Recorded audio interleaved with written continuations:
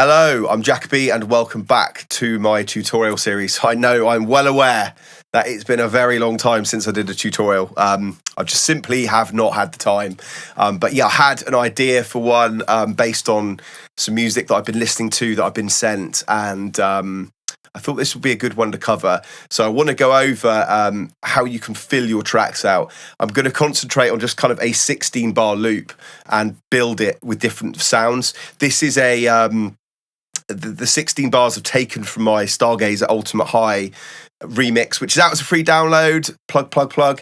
You can grab that. I'll put that in the description if you want to listen to the whole thing. But yeah, this section here is just the sounds and elements that I had in that track, and I thought it would be really good to kind of just show you guys some things that you can do to fill your tracks out, because I get sent a lot of stuff which is kind of, you know, the 16-bar loop will just be like this.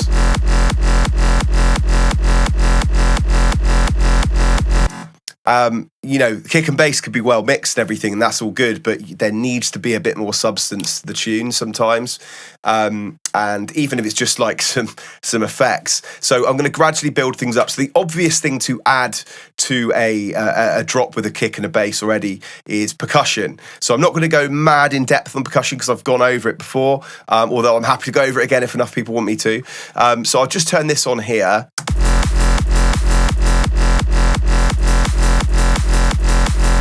So working at 170, it's very, very difficult to get a groove because of the tempo of the music. So really what the idea of percussion is to kind of speed up or slow down your track. You know, if you add a clap in, it almost slows it down where it's on the kind of every other.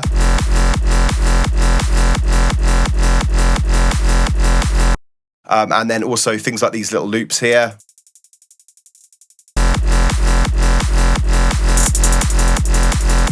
Can help to give a track pace, same as when you add in a hi-hat as well.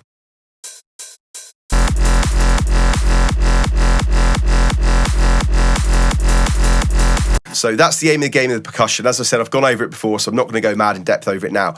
The next thing is effects, and like the detail of a track is so important. The things like your crashes, your uplifters, your downlifters, risers, they are important because they fill the track out, and they also give the listener an indication as to kind of what's coming next. You know, like an uplifter will kind of indicate that there's something bubbling away there. And so they're important as well. I quite like adding things like white noise, crowd samples, little uplifters like this, as well as your kind of standard downlifter like this. And then also risers as well.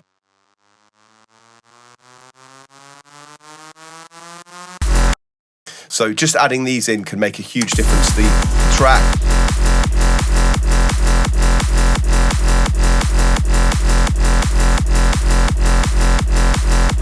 So the next thing I want to talk about is what I call the grid effects, and that's what they call them in Psytrance. And for my Ultimate High remix, I added 4 different sounds here that kind of just help to fill it out. So the first one is this kind of like atmosphere sound out of a pack. Kind of this darker sound. The second one is this kind of like bass effect.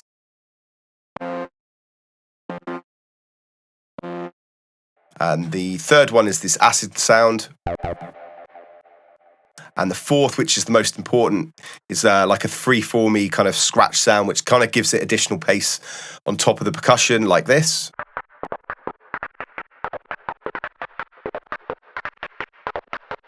So if I just solo these sounds here, they kind of work in tandem with each other, hence the like grid effect term.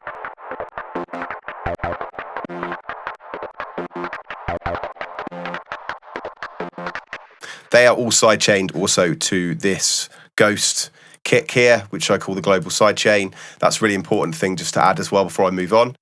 So if I just solo the effects there, you'll see this is what we've got so far.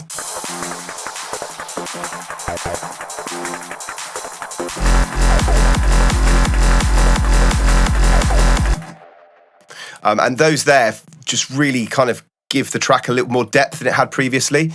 So another thing that I've added just for this section here is this. I've had to bounce it out because it kept glitching my computer out. It's this kind of like big riser.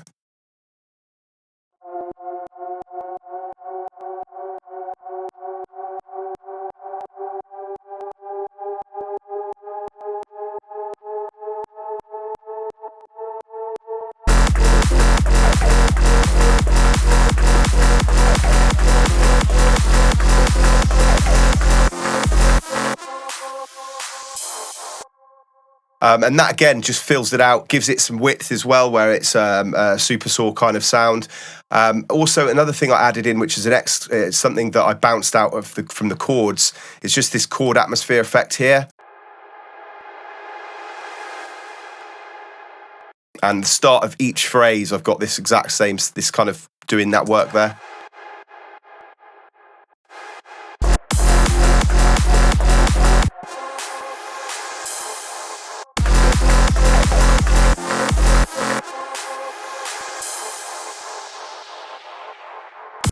So the next thing I want to talk about is the vocal. Obviously, not every track necessarily has a vocal, so I'm just going to kind of single out this one here. I've got the ultimate high vocal. If you're still not aware of the track I'm talking about, it's this vocal here.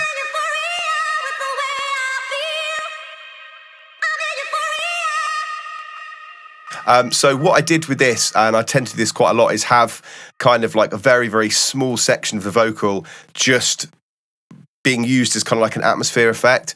So I've got this section here, the big reverb on it. It's being side chained using a kickstart here.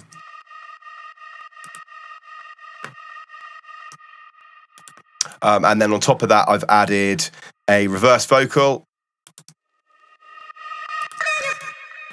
Without that, the vocal just sounds very abrupt.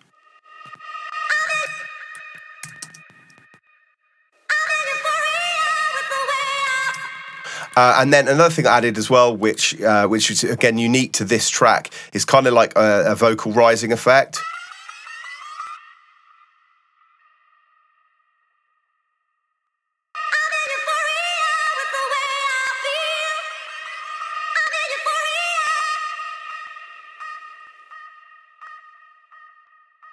And finally, last but not least, is snares. And the reason I've put this in last is because obviously a snare doesn't necessarily hit for the entirety of a track. It's usually like a build-up. It's a signal to the listener that there's some kind of something happening, or something either like winding up or winding down.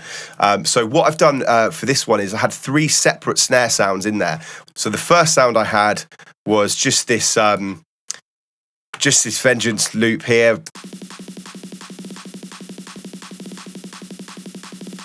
And next one is just a kind of standard snare hit from a drum and bass pack snare. I think it's from a drum and bass pack. So the snare's very pokey. And then the third one is just is a MIDI one.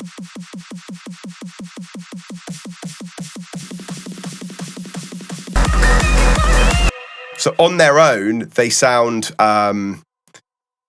fine. Adding 3 different snares with different tones and doing slightly different patterns just really fills that section out. It gives it a whole different dynamic, and it makes it sound much more exciting than just a single snare hitting and building up. So yeah, I've done that as well.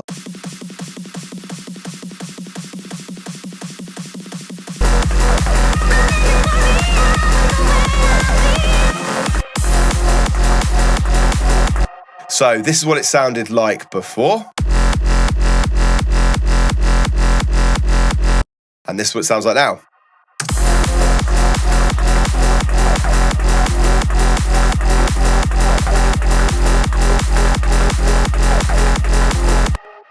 And as usual with music production, it's all the subtleties that help fill out and make a track kind of much bigger. I think it gives the track more depth, and it just sounds much kind of wider and deeper than it did with just that kind of kick and bass sound. Much more exciting as well. And in the day and age we live in, where people literally skip a track in like 5-10 seconds on Spotify if they don't like it, it's important to have these details in it from the start right to the end. So if you'd like to see a full breakdown of my Ultimate High remix, I've got that on my Patreon. Something you can join. I've got if you're interested in monthly sample and MIDI packs, feedback on your music, or one-to-one tuition, I've got you covered on my Patreon. I've put the link in that below as well. So thank you for listening, and I hope you enjoyed this. Feel free to hit me up with any questions you might have in the comments on the YouTube video, and I will try and answer them.